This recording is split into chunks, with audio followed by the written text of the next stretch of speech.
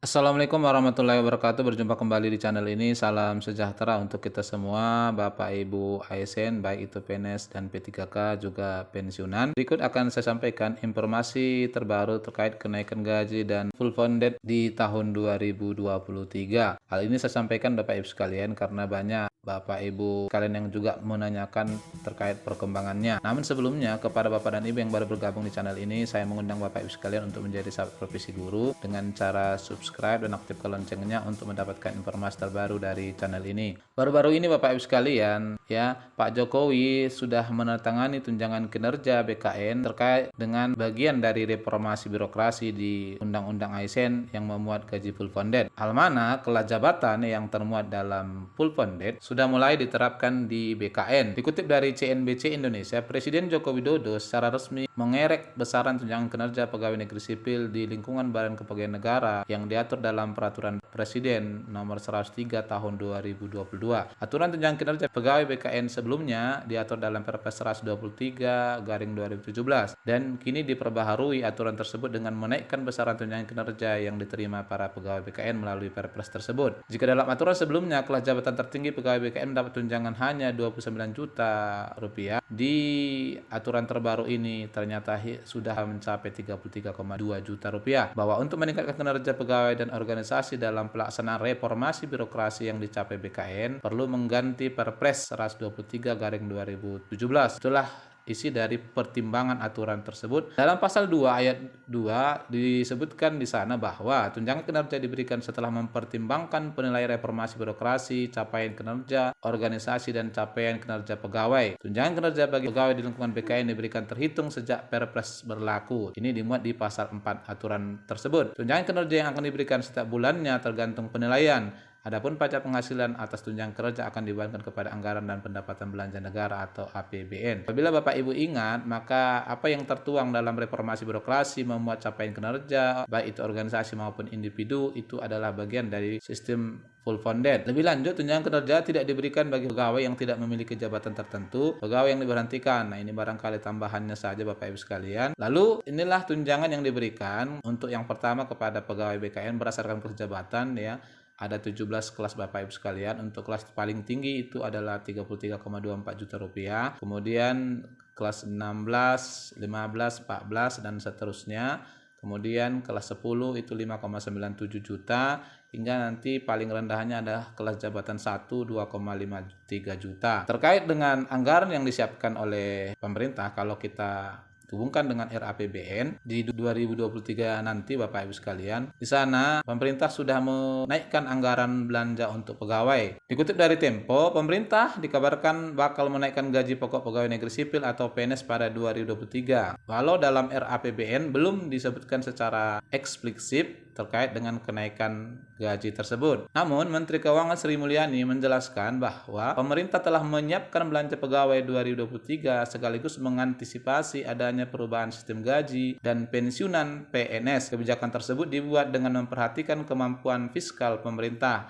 Disebutkan, demi memenuhi target tersebut, pemerintah akan memulai adaptasi pola kerja baru yang efisien dan dengan pemanfaatan teknologi. Nah, karena di RAPBN seperti yang pernah saya sampaikan sebelumnya sudah dimuat reformasi untuk gaji pensiunan PNS, maka mau tak mau Bapak Ibu sekalian, nilai gaji sekarang ini ya memang harus diubah. Kalau tidak, maka besaran gaji yang akan dipotong pemerintah tentu tidak sebanding dengan besaran yang kita terima. Dengan gaji pokok 5 juta, apabila kemudian dipotong hingga 20%, tentu Bapak Ibu sekalian akan sangat kekurangan sekali dalam hal membiayai kebutuhan sehari-hari. Sehingga tentunya itu harus diperbaharui, yang mana salah satu tujuannya adalah untuk meningkatkan kesejahteraan bagi PNS yang nantinya akan pensiun di masa tuanya. Lebih lanjut, menurut Bu Sri Mulyani, belanja barang pada 2023 dipatok di angka 62,2 triliun atau naik 7,7% dibanding 2022. Selain itu, anggaran tahun depan dikabarkan juga akan lebih besar dibanding anggaran 2021 yang besarnya 52 triliun rupiah. Anggaran belanja pegawai pada 2023 juga naik, ya, di mana akan ditargetkan sebesar 257,2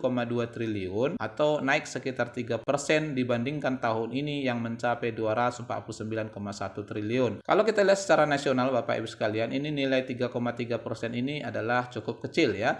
Namun kita akan telisik lebih jauh nanti. Menurut Bu Sri, hal itu demi mendukung adaptasi pola kerja baru yang efektif dan efisien bagi PNS ke depan. Selain itu, kata beliau, kebijakan pegawai tahun depan juga diarahkan untuk penerapan kerja yang lebih fleksibel bagi PNS. Pemerintah kemungkinan akan menerapkan sistem work from anywhere. Selain itu, pemerintah juga telah melanjutkan implementasi reformasi birokrasi secara menyeluruh. Jadi ini kata kuncinya Bapak Ibu sekalian. Di 2023 nanti ya dilaksanakan reformasi birokrasi secara menyeluruh. Tujuannya untuk mewujudkan birokrasi dan layanan publik yang lebih berkualitas, profesional, dan berintegrasi. Reformasi kerja sebagai elemen pendukung peningkatan produktivitas akan terus dilakukan, kata Bu Sri dalam rapat anggaran Banggar. Pada 2023, kata Bu Sri, para abdi negara diharapkan dapat melayani melalui publik digital, sistem pemerintahan berbasis elektronik, mekanisme reward dan punishment right sizing organisasi dan pemerintahan, serta perumusan desain reformasi pensiun. Dengan demikian, ASN makin profesional, kompeten, dan berintegrasi, serta birokrasi yang lincah, efisien, dan efektif. Kalau kita lihat persentase kenaikan 3,3% untuk belanja pegawai, ya itu memang cukup kecil seperti yang disampaikan secara nasional. Namun kalau kita perhatikan lebih lanjut Bapak Ibu sekalian, berdasarkan data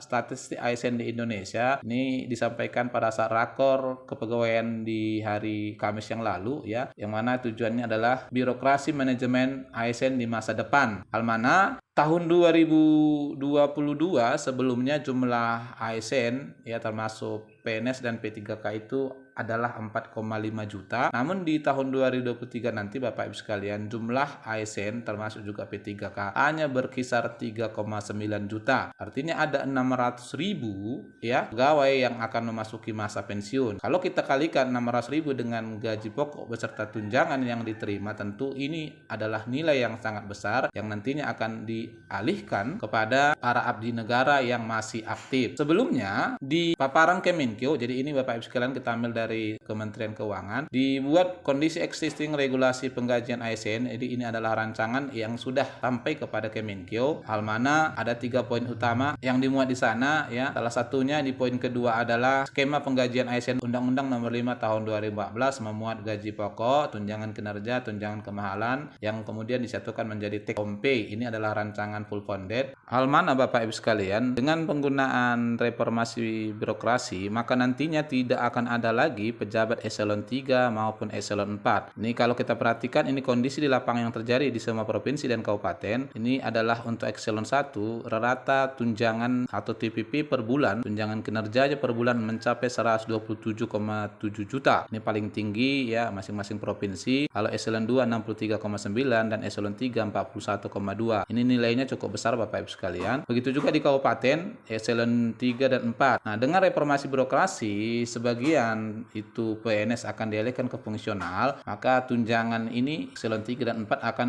disatukan kembali ya, disetarakan atau disamakan di seluruh daerah, sehingga yang ada nantinya hanya eselon 1 dan eselon 2. Itu pun nilainya ini Bapak Ibu sekalian akan dibuat berdasarkan rumusan. Jadi bukan lagi berdasarkan putusan di daerah, karena ini kalau kita perhatikan nilainya berbeda-beda setiap daerah. Kemudian untuk perkembangannya ya di dalam penggunaannya memang diterapkan dalam kelas jabatan. Ini prosesnya Bapak Ibu sekalian dimulai dari tahun 2019, kemudian masuk ke tahun 2020, masuk dalam Proksun PP, lalu di Desember 2020 itu adalah updating data dasar, desain simulasi, kemudian perubahan konsep, lalu sinkronisasi awal dengan desain RPP, sudah ada sinkronisasinya. Kemudian Maret hingga Juli 2021 ini adalah sumber Kemenkeu ya. RPP Tukinda kembali masuk ke dalam program peluncuran di Juli sampai September 2021, masuk ke simulasi ya. Ini adalah dampak pandemi diperhitungkan, kemudian penyesuaian dengan simulasi RUU HKPD, lalu kemudian aspek kelayakan dan besaran gaji yang diterima. Lalu di Oktober hingga Desember Bapak Ibu sekalian sudah masuk ke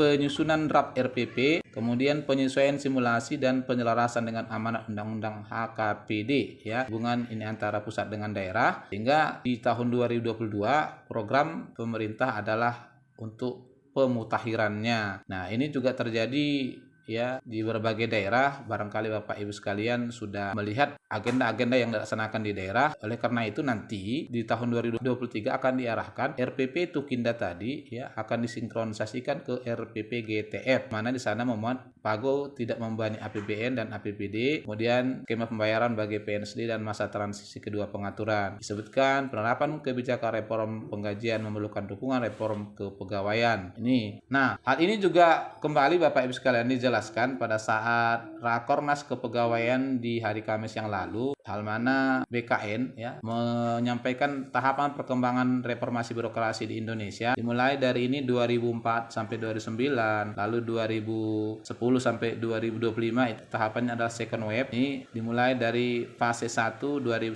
sampai 2014 rule base, kemudian fase 2 2015 sampai 2019 adalah perform base, dan masuklah kita di tahapan ketiga ini Bapak Ibu sekalian, fase ketiga 2020 sampai 2024 adalah dynamic government, mana diharapkan nanti di 2025 ini sudah masuk ke sistem penggajian internasional ya, or kelas birokrasi. Jadi kita sudah masuk kelas internasional di 2025. Nah, dan ini juga dijelaskan lebih lanjut oleh deputi dari BKN, hal mana di sini dijelaskan mandat Undang-Undang ASN, GTF, JP dan CHT perlindungan masa transisi, ada ini komponennya Bapak Ibu sekalian yang akan dilaksanakan di tahun 2023. Gaji berbasis harga jabatan sudah tadi dimulai di tahun 2022 ya. Pertama kali untuk BKN tunjangan kinerja atau performance based pay, kemudian sistem pensiun baru atau new scheme pensiun atau full funded dan seterusnya. Ini sudah dimuat di RAPBN ya seperti yang disampaikan oleh Bu Menkyu tadi. Kemudian total insure ya menyangkut ini kesehatan, kemudian asuransi dan seterusnya. Lalu fasilitas ya, kemudian reward ya, ini adalah salah satu penerapannya. Terkait ini berikut akan saya sampaikan cuplikan dari paparan yang disampaikan oleh Deputi BKN Bapak Ibu sekalian. Inilah fokus pembinaan manajemen kinerja ASN di masa depan. Sesuai dengan apa yang disampaikan tadi, bahwasannya tren ke depan kita harus mampu melakukan penilaian kinerja yang objektif, transparan, akuntabel. Kita sudah mengalami beberapa perubahan regulasi, mulai dari DP3, mulai dari SKP, penilaian prestasi kerja, dan terakhir adalah penilaian kinerja. Kemudian selanjutnya, next, kita bicara masalah kompensasi ke depan. Saat ini, dasar kita, kompensasi kita, itu bagian dari hak. Kita menginginkan ke depan kompensasi itu adalah suatu penghargaan. Maka di dalam Undang-Undang ASN, dalam masa transisi ini kita mencoba untuk merubah gaji tunjangan fasilitas itu dikaitkan dengan jabatan. Sehingga ke depannya kita mempunyai istilah baru, apa yang disebut dengan rewards management. Yang pertama, gaji berbasis pada jabatan. Sekarang gaji berbasis kepada pangkat golongan yang dimiliki berdasarkan pendidikan.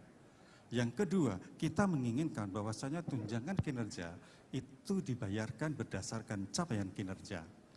Kemudian yang keempat, kita punya total insurance yang saat ini itu masih based on-nya regulasi, tidak pada reward yang diberikan kepada pegawai. Kita ke depan ingin adanya top up. Seorang pegawai meskipun dalam posisi yang sama mempunyai atau diberikan hak yang berbeda terhadap perlindungan, terhadap kesejahteraan. Kalau memang yang bersangkutan memungkinkan secara top up itu memperoleh hak yang berbeda. Kemudian yang ketiga, yang keempat, kita menginginkan adanya fasilitas sesuai dengan kebutuhan. Baik itu fasilitas yang berupa benda bergerak ataupun fasilitas yang lain. Dan sekali lagi dasarnya bukan kepada hak, tetapi penghargaan yang diberikan kepada mereka yang berkinerja tinggi.